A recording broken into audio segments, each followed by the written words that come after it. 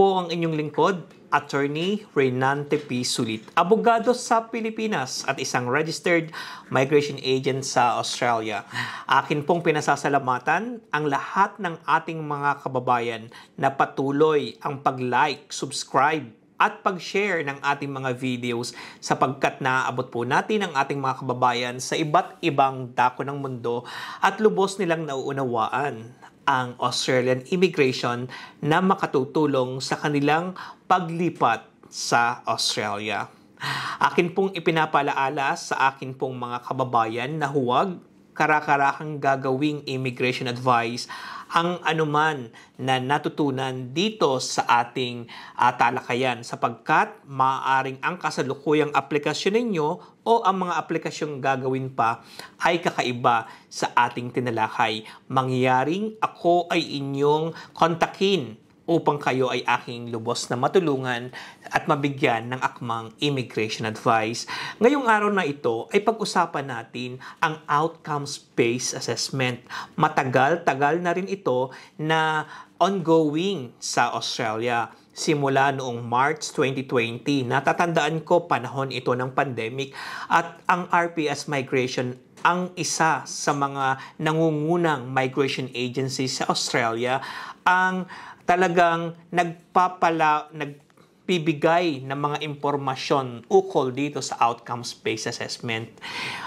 Bigyan po muna natin ng background. Bakit nagkaroon ng outcomes-based assessment? Noong mga bandang 2014 ay nagkaroon ng mga balak ang APRA, no? Sa tulong ng National Board ng APRA na rebisahin, no? Gawin or ibahin ang ilang mga criteria para sa internationally qualified nurses. So binago nila ang ilang mga criteria from 8 criteria to 3 criteria lamang, no, sa qualifications ng ating mga international registered nurses. Matatandaan ninyo na noon ay meron pa tayong mga bridging course. Ito ay nagkaroon ng iba't ibang pangalan. Ito ay from 3 months, naging 6 months, naging 5 months. No? Merong mga ilang mga kurso na ganoon ang haba. Ngunit nung dumating ang March 2020, ating nasaksihan ang paglulungsad ng outcomes-based assessment, no? Ito ang tinatawag na OBA, no? Outcomes-based assessment, the more permanent approach of APRA in assessing internationally qualified nurses. Kung saan ang ating mga kababayan mula sa Pilipinas na mayroong bachelor degree ay maaaring sumailalim sa 2 eksaminasyon. Ito ay binubuo ng NCLEX at ng OSCE. Ang NCLEX, ito yung theoretical part of the examination. Kaya naman ang ating mga kababayan na mayroon ng NCLEX mula sa Amerika ay lumilipat sa Australia, no? Nagagamit nila. As long as ang kanilang result ay in the last 10 years. Kaya naman ang ating mga kababayan ngayon na hindi matawag-tawag dyan sa Amerika, lumilipat talaga sa Australia sapagkat magagamit nila yung resulta na yon. Pag kanilang na i-present, no, kanilang na ipakita ang kanilang resulta ng NCLEX, sila ay magiging kwalipikado na para sa susunod na stage. At ito ay ang tinatawag na Objective Structured Clinical Examination or OSCE. Ito yung clinical part of the examination kung saan ang ating mga internationally qualified nurses ay sasailalim sa isang komprehensibong eksaminasyon sa Australia. Ito ay binubuo ng 10 stations kung saan ang bawat station ay may 10 minuto para makompleto mo. Ang ilan sa mga station na ito ang natatandaan ko ay, for example, ay ang blood transfusion, ang inyong mga risk assessment. Yan ang ilan sa mga ibinibigay na mga eksaminasyon o mga station ng APRA. Ang examination ng NCLEX ay pwede niyong kuhanin ng NCLEX sa Pilipinas at sa iba pang mga bansa kung saan ang Pearson ay nagbibigay ng NCLEX examination. Kabilang dito ang Australia, sa Middle East wala kayong makikita na mga testing center ng NCLEX. Matatandaan ko ang aking mga kliyente, no, nung panahon ng pandemic, dumadayo pa sila sa UK, United Kingdom, sa Amerika, sa South Africa, no? Ganyan ka-dedicated ang aking mga kliyente upang makapasa sa NCLEX. At nung nakapasa sila ng NCLEX, of course, sila ngayon ay sumailalim sa OSCE. At ang kagandahan ngayon ng testing center ng OSCE ay hindi lamang sa Adelaide. Ngayon, matatagpuan natin ang ikalawang testing center sa Australia ay sa Melbourne. Malapit lamang sa opisina ng RPS Migration. Kapag ikaw ay sumakay ng tram, ikaw ay bababa na kaagad sa testing center. Isang sakay lamang mula sa ating opisina. Yan ang kagandahan, yan ang advantage ng kung sa Melbourne ka makakakuha ng iyong OSCE, ng iyong examination sa OSCE. Kaya naman maraming mga kababayan natin ang nagtatanong sa akin, papaano ba ang proseso ng OBA? Sino-sino ang pwedeng sumailalim sa OBA? At mahal ba ito? Gaano katagal? Ilan ito sa mga katanungan ng ating mga kababayan ng tungkol sa OSCE? Ang OSCE o tungkol sa OBA, no? Matatandaan natin na maraming mga kababayan natin ang nagtatanong ng tungkol sa OBA. Gaano katagal ang outcomes-based assessment? Magkano ang magagastos sa outcomes-based assessment? At sino-sino ang mga kwalipikado para kumuha ng outcomes-based assessment. Sa aking mga kababayan na internationally qualified nurses, lalong-lalo na nasa Pilipinas, dito sa Middle East, at iba't iba pang dako ng mundo tulad ng Europa kung saan sila ay hindi naman nagtatrabaho bilang nurses, kayo ay pwedeng sumailalim sa outcomes-based assessment. Napakasimple ng pathway na ito ng mga nurses sa Australia. Sasailalim ka lang sa 2 examination at ang kagandahan nito, ang RPS Migration Services ay may kompletong package para sa inyo. Ang kagandahan ng outcomes-based assessment ay ang pagkakaroon ng RPS Migration Services ng complete package, sapagkat sa RPS Migration Services, sa aming partnership sa Australian Certified Trainers ay hindi ka na maghahanap kung saan ka magsasanay o magkakaroon ng review sa NCLEX at ng OSCE. Ang ating Australian Certified Trainers ay binubuo ng Australian Certified Trainers talaga, no? Na siyang nagbibigay ng pagsasanay. Pag ang ating kababayan ay nakapasa ng NCLEX at ng OSCE, kasama ang English test, character requirements, at kasama na ang pag-apply ng professional indemnity insurance, siya ay magiging registered nurse na sa Australia. Kung tatanungin ninyo, ano ba ang English test na kinukuha ng aking mga RPS ambassadors? Karamihan sa aking mga RPS ambassadors ay kumukuha ng PTE, Pearson Test of English.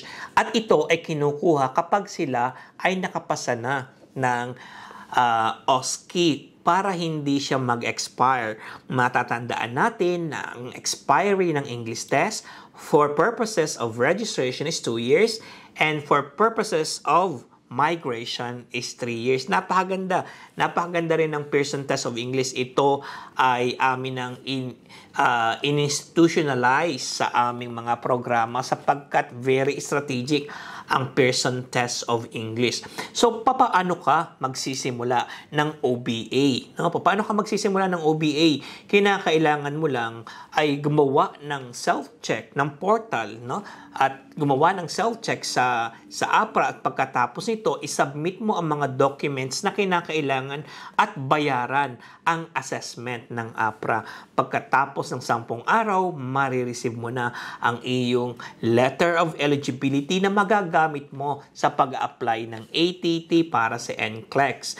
Karamihan sa ating mga kababayan na may NCLEX na, ang nagiging problema nila ay ang pagkuha ng kanilang resulta mula sa United States of America o sa Amerika. Halimbawa, kung ikaw ay pasado sa State of New York, ikaw ay magre-request ng iyong resulta na ipadala ang iyong resulta sa APRA. Diyan nagkakaroon ng problema ang ating mga kababayan. Kaya naman, kung kayo ay nagnanais din na maging registered nurse sa Australia, talagang gamitin na natin ang self-check ng APRA para hindi na tayo magkaroon ng anumang gusot o delay sa ating mga proseso.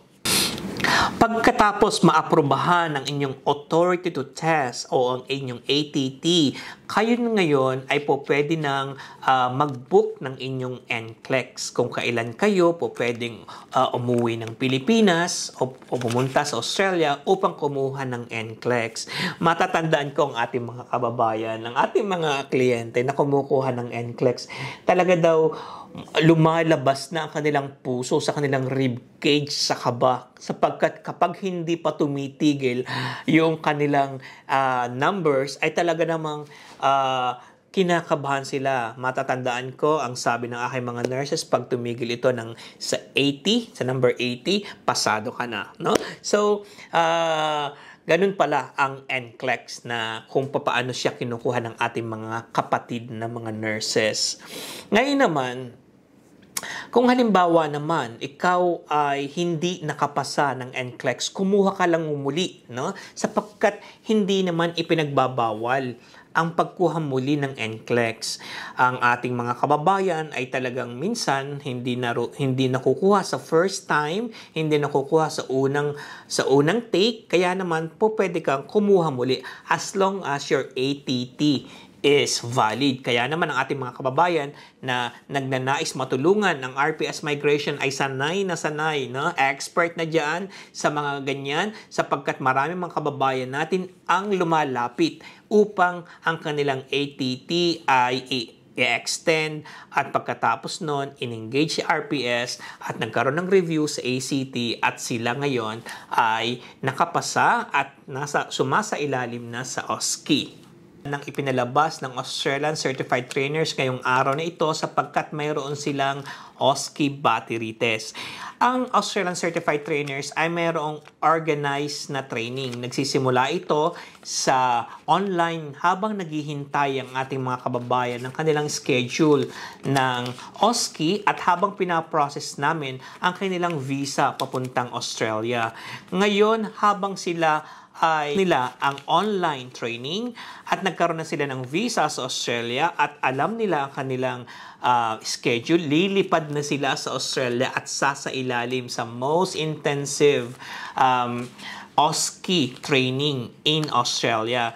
Kaya naman, yung OSCE battery test, siya ang susukat ng iyong endurance o tatag, presence of mind, kasi isa siyang simulation ng actual examination kung saan ikaw ay sunod-sunod na gagawa ng mga station, at para siyang round robin ng ating mga station, ng ating mga nurses. Kaya naman ikaw talaga ay matetest, ikaw ay macha-challenge na to do your best, no, in every station. Tanging ang Australian Certified Trainers lamang ang makakagawa niya, sapagkat napakalaki ng kanilang MediSpace. Bukod sa battery test, ay magkakaroon din sila ng mock test, ay matagal nang ginagawa ng Australian Certified Trainers, at idinagdag lamang ang OSCE battery test para talagang ma-ensure natin ang 10 out of 10 scores ng ating mga kababayan. Walang iba na makapagbibigay ng ganitong commitment kundi ang Australian Certified Trainers sa pakikipagtulungan ng RPS Migration, sapagkat alam ko kung ano ang hirap ng ating mga kababayan para lamang sa programang ito. Maganda ring malaman ng ating mga kababayan kung magkano ba ang nagagastos dito sa outcomes-based assessment, kasi minsan ang kamalian ng ating kababayan ay inaalam agad kung magkano lahat-lahat ang magagastos at mag-iipon at bago siya maggagawa, bago niya sisimulan. Ang kagandahan ng outcomes-based assessment ay pwede itong pay as you go. Katulad halimbawa, ikaw muna ay gagawa ng self-check, nasa 410 Australian dollars yan muna, no? Hindi ito isang bagsakan. Ang pinakamalaki lamang na bayarin dito sa outcomes-based assessment ay ang OSCE, sapagkat ito ay umaabot sa $4,000. Pero yan naman, bago ka makarating doon, ay talagang naipasa mo na ang ilang mga state. Kapag ikaw ay naging isang registered nurse na sa Australia, naririto ang RPS Migration upang ituloy ang iyong aplikasyon sa residency. Kahit wala kang trabaho, pwede kang maging residente sa Australia kung ikaw ay isang registered nurse.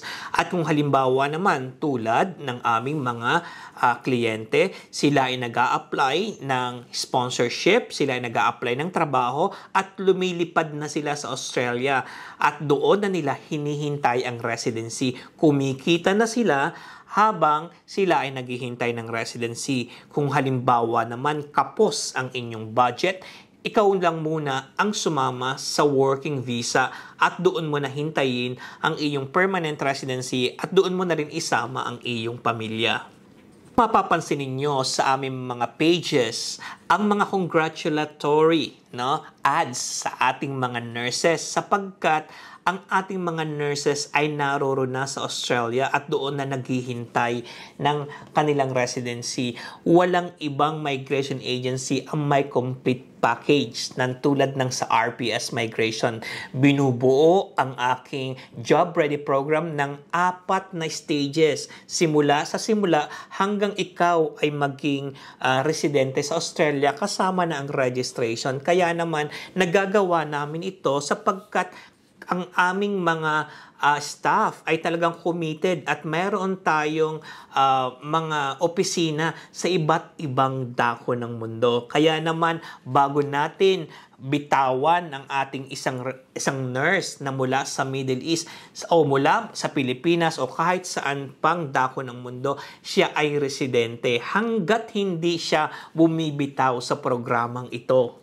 Kinakailangan ng ating mga kababayan na talaga sila ay ma-assess ng mabuti. Kasi kung halimbawang hindi sila ma-assess ng mabuti at ginawa nila ang kanilang aplikasyon ng walang pagsangguni sa isang registered migration agent na tulad ni RPS, ay maaaring magkaroon ng gusot ang kanilang mga aplikasyon, tulad halimbawa kung mayroong medical condition na hindi mo naman inaakala, o mayroong ibang mga gusot na nalaman ka along the application. Kaya naman kung inyong mamarapatin ay mas mainam na kayo ay sumangguni sa isang registered migration agent bago nating gawin ang lahat upang kayo ay maging secured sa inyong investment, sapagkat aking ipinapalagay na ito ay isang investment para sa ating mga kababayan, sapagkat dito nyo ilalagay ang inyong mga pinaghirapan. Bukod sa pinansyal, narito yung time mo, narito yung effort mo, kaya kinakailangan lamang na maging secured ka, at ito ang ginagawa ng RPS Migration. Aming mga kababayan nating internationally qualified nurses na nasa UK, Singapore, Canada, United States of America at Ireland, na kung sila ba ay sasailalim sa OBA or sa outcomes-based assessment. Ang kanila pong pathway ay kakaiba. At yan po ay ating tatalakayin sa ating mga sunod na videos. Ito po yung tinatawag nating Trans-Tasman strategy sa RPS Migration. Hindi na po sila kinakailangang sumailalim sa outcomes-based assessment. Ang kalimitang nagiging issue ng ating mga kababayan sa kanilang pag-migrate sa Australia, no, through the OBA, ang unang-una ay ang kanilang edad. Ang proseso ay tumatagal ng halos 2 taon hanggang ma-receive mo ang iyong residency. Kung halimbawa, ikaw ay nagnanais na maging residente sa Australia, kinakailangan ikaw ay less than 43 years old. Lagyan mo ng palugit, lagyan mo ng time ang pagpuproseso ng mga dokumento sapagkat minsan ay may mga dumarating na mga delay na hindi mo naman inaakala. Kung halimbawa, ikaw ay more than 43 years old at naabot mo ang 45 years old, huwag kang mag-alala sapagkat ikaw ay maaari pa rin namang makapag-migrate sa Australia sa pamamagitan ng Subclass 4A2 o ng working visa. Ikaw ay doon magtatrabaho at ikaw ay hahawak ng working visa hanggang ikaw ay magretiro. Kaya meron pa rin pag-asa ang ating mga kababayan na 45 years old hanggat sila ay nakakapagtrabaho. Wala namang age limit po ang working visa sa Australia.